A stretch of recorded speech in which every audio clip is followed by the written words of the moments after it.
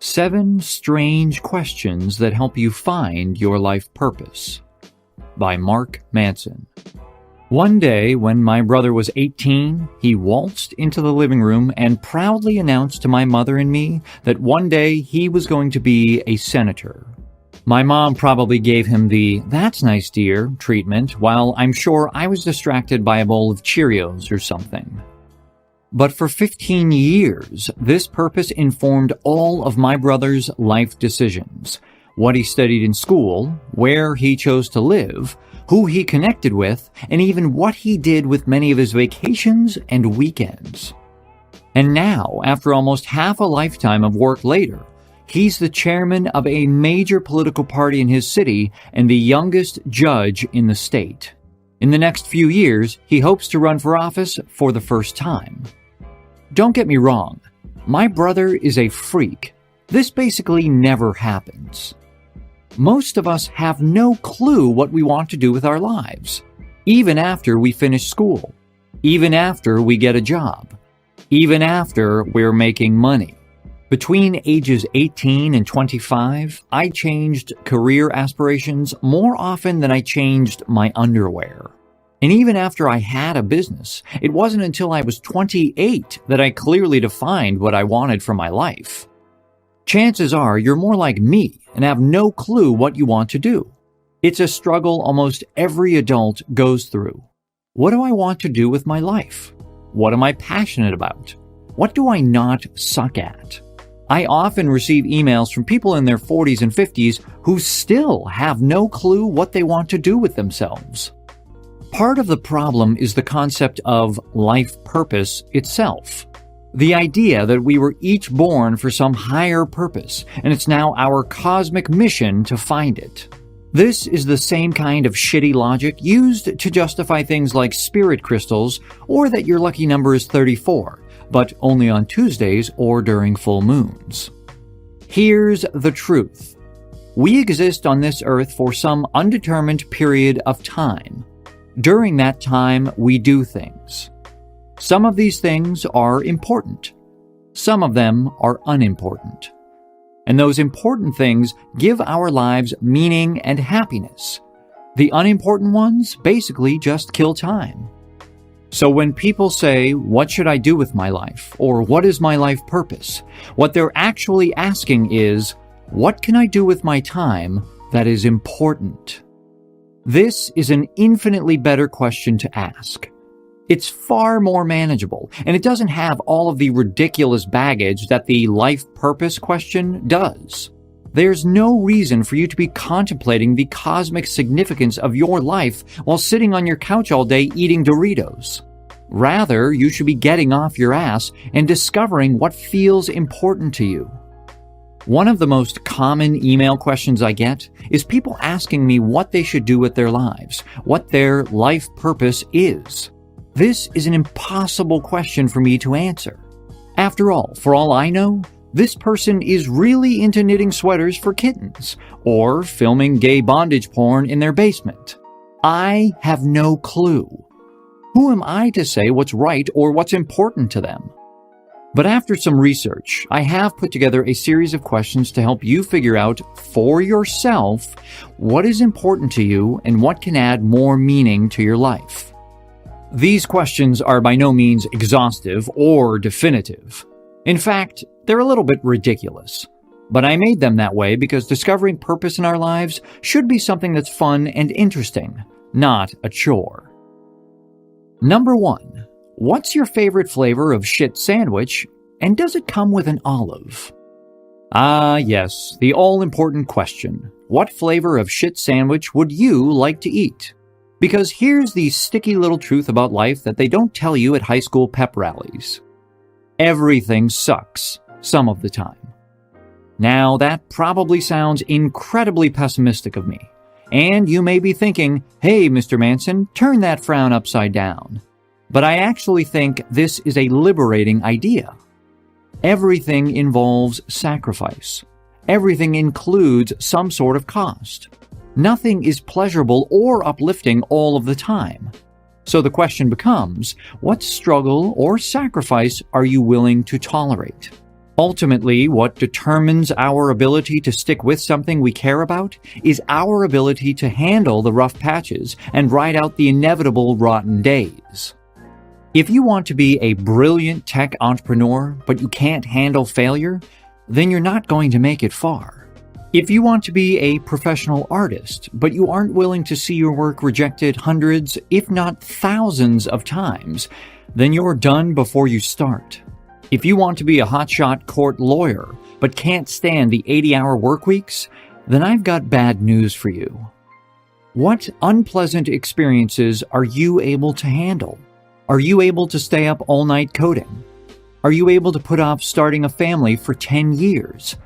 Are you able to have people laugh you off the stage over and over again until you get it right? What shit sandwich do you want to eat? Because we all get served one eventually. Might as well pick one with an olive. Number 2. What is true about you today that would make your 8-year-old self cry? When I was a child, I used to write stories. I used to sit in my room for hours by myself, writing away about aliens, about superheroes, about great warriors, about my friends and family. Not because I wanted anyone to read it. Not because I wanted to impress my parents or teachers, but for the sheer joy of it. And then, for some reason, I stopped. And I don't remember why. We all have a tendency to lose touch with what we loved as a child. Something about the social pressures of adolescence and professional pressures of young adulthood squeezes the passion out of us.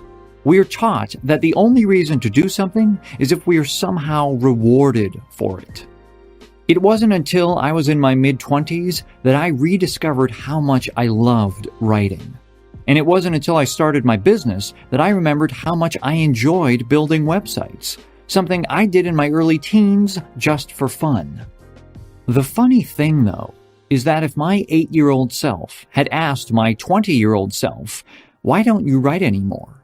And I replied, "Because I'm not good at it," or "Because nobody would read what I write," or "Because you can't make money doing that," not only would I have been completely wrong, but that 8-year-old boy version of myself would have probably started crying. Number 3. What makes you forget to eat and poop? We've all had that experience where we get so wrapped up in something that minutes turn into hours, and hours turn into, holy crap, I forgot to have dinner. Supposedly, in his prime, Isaac Newton's mother had to regularly come in and remind him to eat because he would go entire days so absorbed in his work that he would forget. I used to be like that with video games. This probably wasn't a good thing. In fact, for many years, it was kind of a problem. I would sit and play video games instead of doing more important things like studying for an exam, or showering regularly, or speaking to other humans face to face. It wasn't until I gave up the games that I realized my passion wasn't for the games themselves, although I do love them. My passion is for improvement, being good at something and then trying to get better. The games themselves, the graphics, the stories, they were cool, but I can easily live without them. It's the competition, with others, but especially with myself, that I thrive on.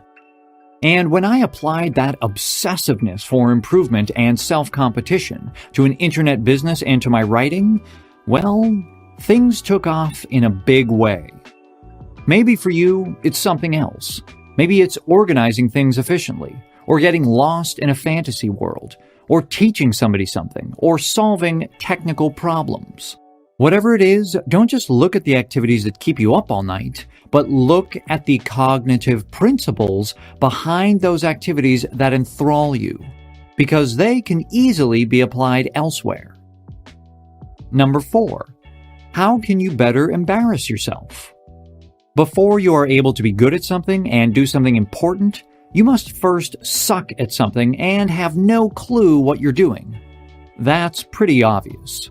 And in order to suck at something and have no clue what you're doing, you must embarrass yourself in some shape or form, often repeatedly. And most people try to avoid embarrassing themselves, namely because it sucks. Ergo, due to the transitive property of awesomeness, if you avoid anything that could potentially embarrass you, then you will never end up doing something that feels important. Yes, it seems that once again, it all comes back to vulnerability. Right now, there's something you want to do, something you think about doing, something you fantasize about doing, yet you don't do it. You have your reasons, no doubt, and you repeat these reasons to yourself ad infinitum. But what are those reasons? Because I can tell you right now that if those reasons are based on what others would think, then you're screwing yourself over big time. If your reasons are something like, I can't start a business because spending time with my kids is more important to me, or playing StarCraft all day would probably interfere with my music, and music is more important to me, then okay, sounds good. But if your reasons are, my parents would hate it, or my friends would make fun of me, or if I failed, I'd look like an idiot, then chances are you're actually avoiding something you truly care about because caring about that thing is what scares the shit out of you, not what mom thinks or what Timmy next door says. Great things are, by their very nature, unique and unconventional. Therefore, to achieve them, we must go against the herd mentality. And to do that is scary. Embrace embarrassment. Feeling foolish is part of the path to achieving something important, something meaningful. The more a major life decision scares you, chances are the more you need to be doing it. Number 5. How are you going to save the world? In case you haven't seen the news lately, the world has a few problems. And by a few problems, what I really mean is everything is fucked and we're all going to die. I've harped on this before, and the research also bears it out. But to live a happy and healthy life, we must hold on to values that are greater than our own pleasure or satisfaction. So pick a problem and start saving the world. There are plenty to choose from. Our screwed-up education systems, economic development, domestic violence, mental health care, governmental corruption. Hell, I just saw an article this morning on sex trafficking in the US, and it got me all riled up and wishing I could do something. It also ruined my breakfast. Find a problem you care about and start solving it. Obviously, you're not going to fix the world's problems by yourself, but you can contribute and make a difference. And that feeling of making a difference is ultimately what's most important for your own happiness and fulfillment. Now, I know what you're thinking. Gee, Mark, I read all of this horrible stuff and I get all pissed off too, but that doesn't translate to action, much less a new career path. Glad you asked. Number 6. Gun to your head, if you had to leave the house all day, every day, where would you go and what would you do? For many of us, the enemy is just old-fashioned complacency. We get into our routines. We distract ourselves. The couch is comfortable. The Doritos are cheesy. And nothing new happens. This is a problem. What most people don't understand is that passion is the result of action, not the cause of it. Discovering what you're passionate about in life and what matters to you is a full contact sport, a trial and error process. None of us know exactly how we feel about an activity until we actually do the activity. So ask yourself, if someone put a gun to your head and forced you to leave your house every day for everything except for sleep, how would you choose to occupy yourself? And no, you can't just go sit in a coffee shop and browse Facebook. You probably already do that. Let's pretend there are no useless websites, no video games, no TV. You have to be outside of the house all day, every day until it's time to go to bed. Where would you go and what would you do? Sign up for a dance class? Join a book club? Go get another degree? Invent a new form of irrigation system that can save the thousands of children's lives in rural Africa? Learn to hang glide? What would you do with all of that time? If it strikes your fancy, write down a few answers and then, go out and actually do them. Bonus points if it involves embarrassing yourself. Number 7. If you knew you were going to die 1 year from today, what would you do and how would you want to be remembered? Most of us don't like thinking about death. It freaks us out. But thinking about our own death surprisingly has a lot of practical advantages. One of those advantages is that it forces us to zero in on what's actually important in our lives and what's just frivolous and distracting. When I was in college, I used to walk around and ask people, if you had a year to live, what would you do? As you can imagine, I was a huge hit at parties. A lot of people gave vague and boring answers.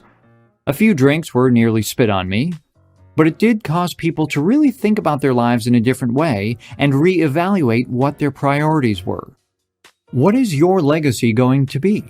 What are the stories people are going to tell when you're gone? What is your obituary going to say? Is there anything to say at all? If not, what would you like it to say? How can you start working towards that today?